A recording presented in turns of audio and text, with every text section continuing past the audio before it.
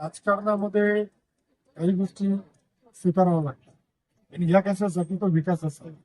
आज ज्या पद्धतीनं आदरणीय एकनाथजी शिंदे साहेबांचे नेतृत्व आणि महाराष्ट्रामध्ये देशामध्ये मोठ्या स्वरूपात शिवसेना पक्षाची वाढ होत आहे.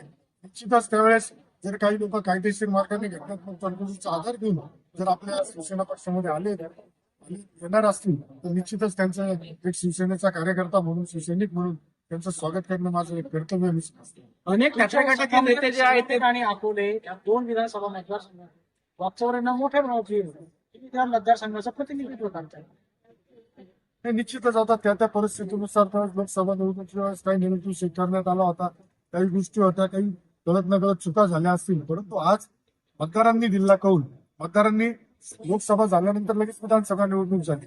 विधानसभा निवडणुकीमध्ये महाराष्ट्रामध्ये मोठ्या प्रमाणामध्ये महायुतीच्या बाजूने मतदारांनी कौल दिला होता. त्यामुळं जे लोकसभेचे निकाल झाले त्यानंतर निश्चितच आज खासदार साहेबांना विकासासाठी अडचणी येत होत्या. जे नेतृत्व होतं त्यांचं त्यावेळेस ते कुठेतरी त्यांना सहयोग करत नसेल किंवा त्यांना विकास कामासाठी मदत होत नसेल म्हणूनच त्यांनी हा निर्णय घेतला असेल असं मला वाटतं.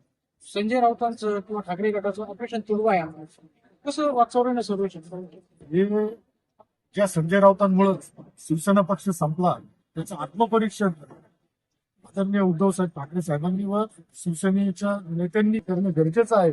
कारण शिवसेना संपवण्याचं जर सगळ्यात मोठं कोणाचं योगदान असेल तर संजय राऊत साहेबांचं आहे. ते कसं संरक्षण कसं देणार तुला? नाही, आज याच शिर्डीमध्ये ज्यांनी वलगणा केला होता त्या शिर्डीत आम्ही त्यांचं स्वागत करतो.